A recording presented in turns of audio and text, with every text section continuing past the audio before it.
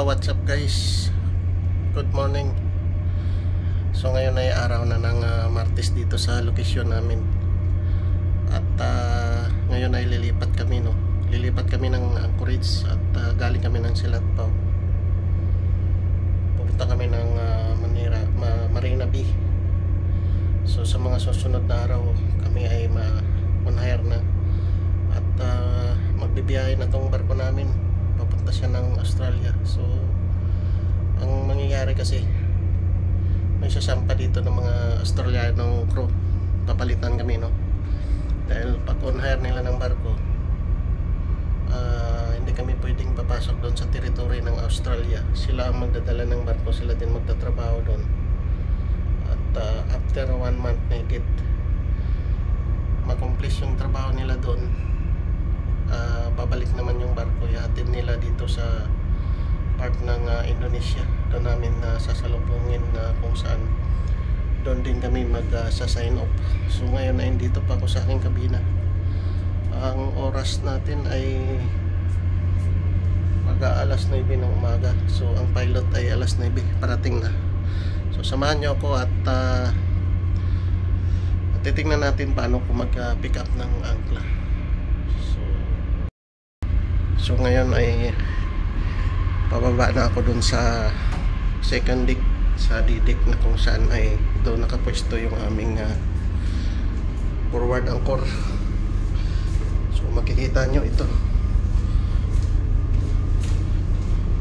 yung stair pakyat.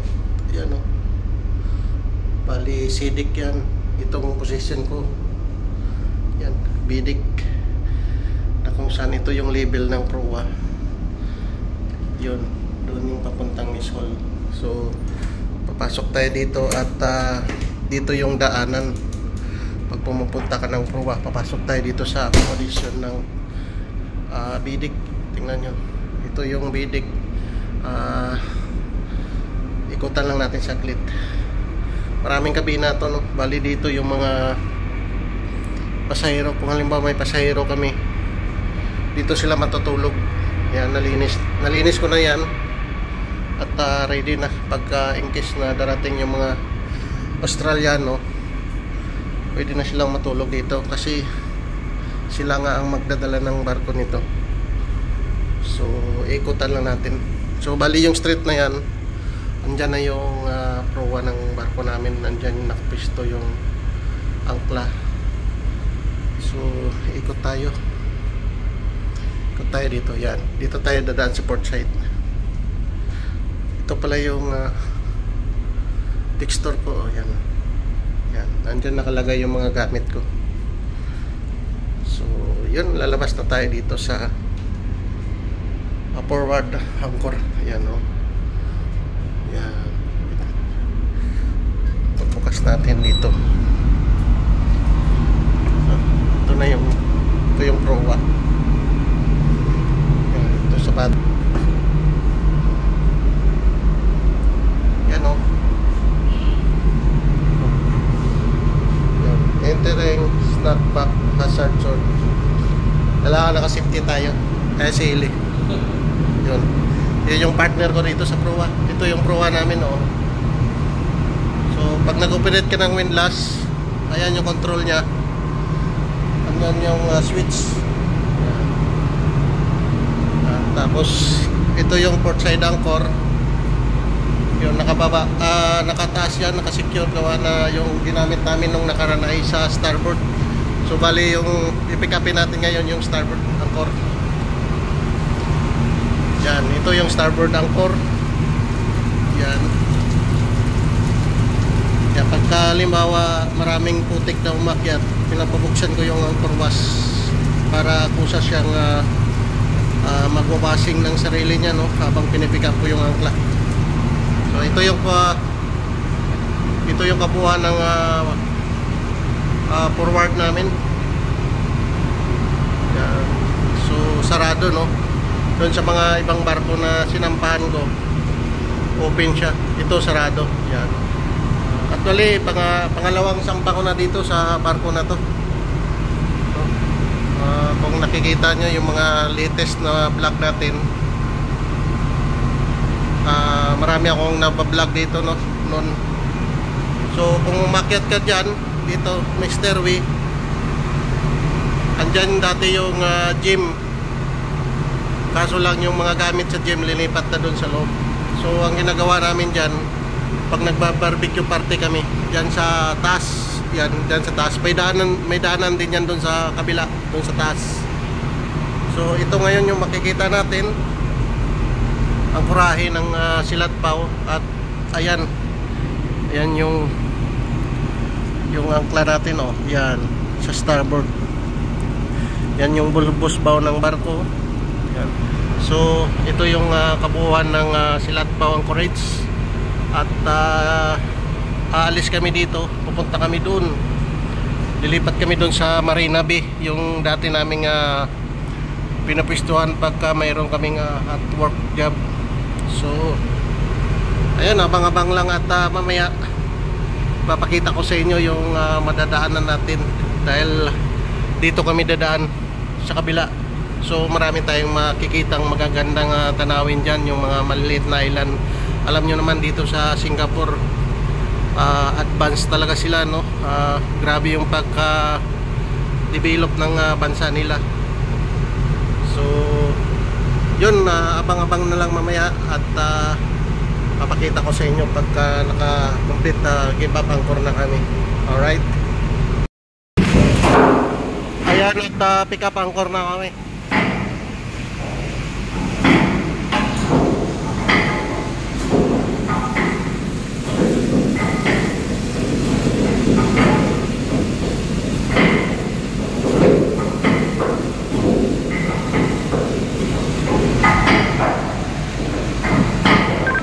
Position, lock. Position, lock.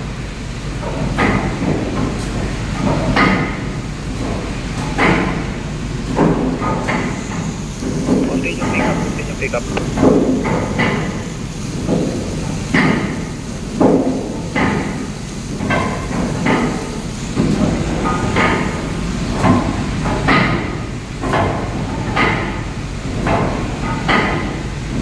Ilan na?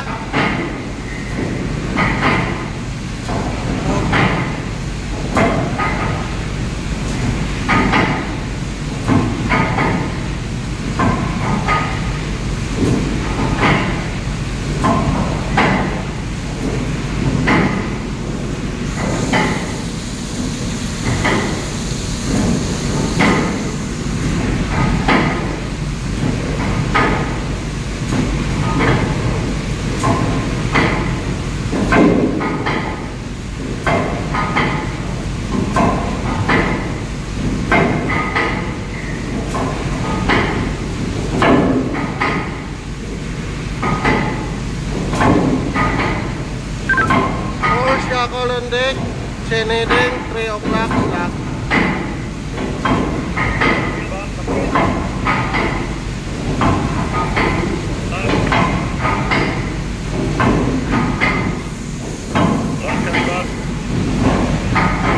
Right? 4 shackle on deck.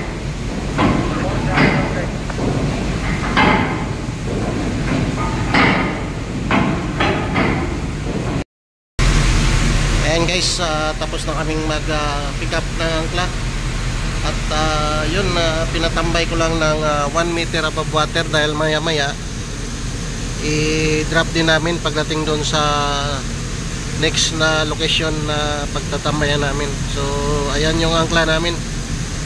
So naka-washing siya kasi maraming tubig. Nakatambay lang siya na ganyan. At maya maya pagdating doon, ready to drop na, no. So ayan, maraming mga barkong nakatambay din dito, no. Bali dito kami dadaan sa pagitan ng island na yan, tapos straight doon papuntang southwest. Ayan, pag hihinto kami doon sa may tapat ng Marina Bay. So dito pala si Kapitan dadaan, no.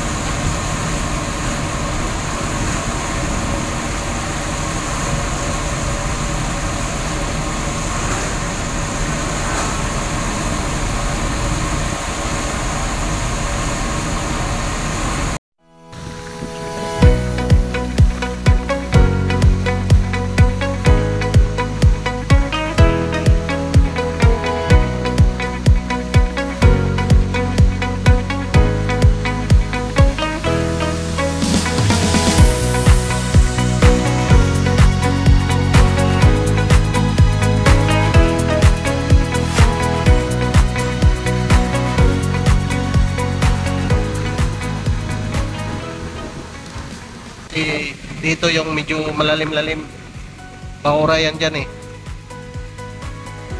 Yan. Malapit tayo dyan sa may maliit na isla na yan. So kung makikita nyo yung island na yan, merong parang pasukan. Minsan may pupunta dyan ng mga yate, mga foreigner, no? Yung mga dito sa Singapore, kasi ano yan eh, beach at saka maraming mga bar. Minsan nakikita ko meron mga nag-fishing lang, magkakanan yung barko ng Tidewater. Yan. Yan.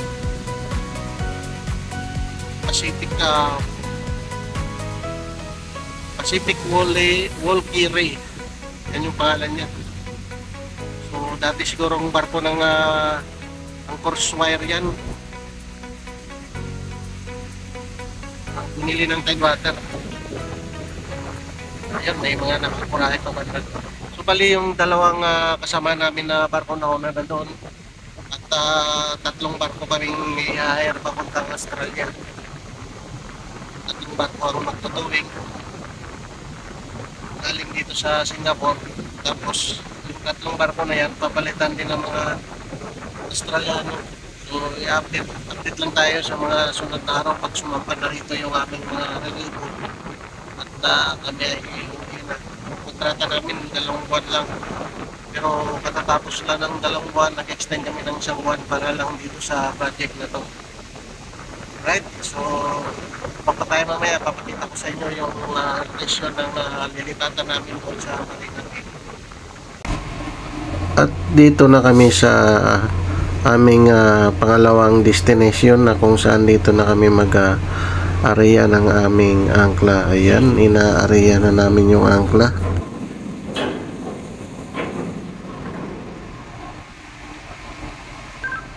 Anchor water level.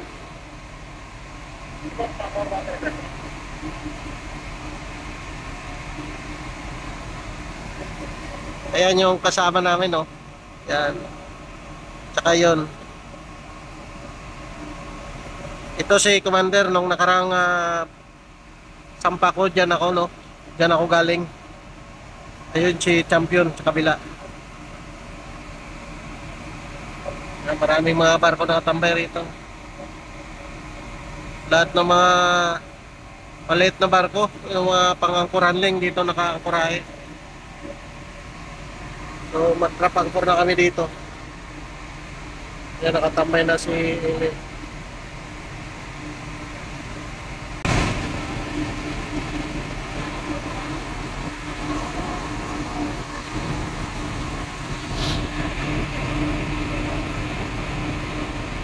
So ayan, umiikot na tayo.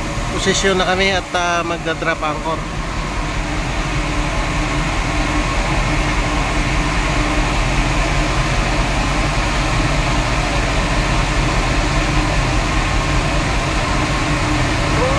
Drop anchor po. Okay, drop anchor. How many shackle? Shackle po. The water. Pakiulat. 4 shackles in the water. Okay, copy, 4 shackles in the water.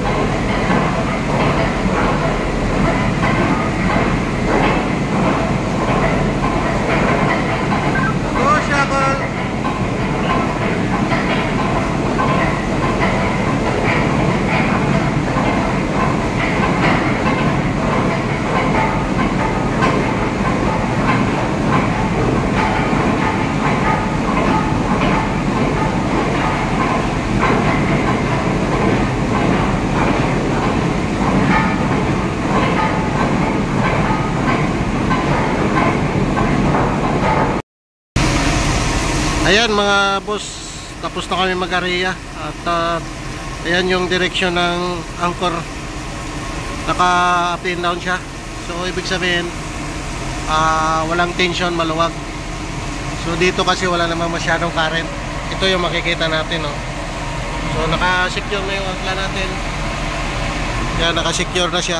So ayan, hanggang dito na lang. At maraming salamat sa inyo.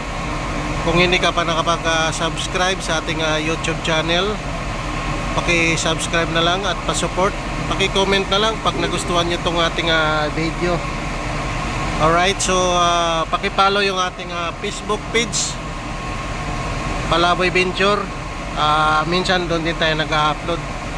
So pasensya na lang at bihira lang tayo makapag-gawa ng video dito sa ating YouTube channel kasi gawa na laging busy sa trabaho at minsan mahina din yung signal.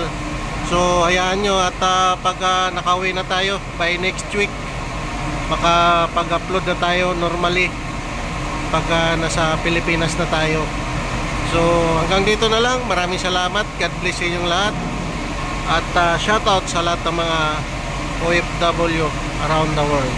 So ako si Boss Venture Vlog, nagpapaalam at bye bye.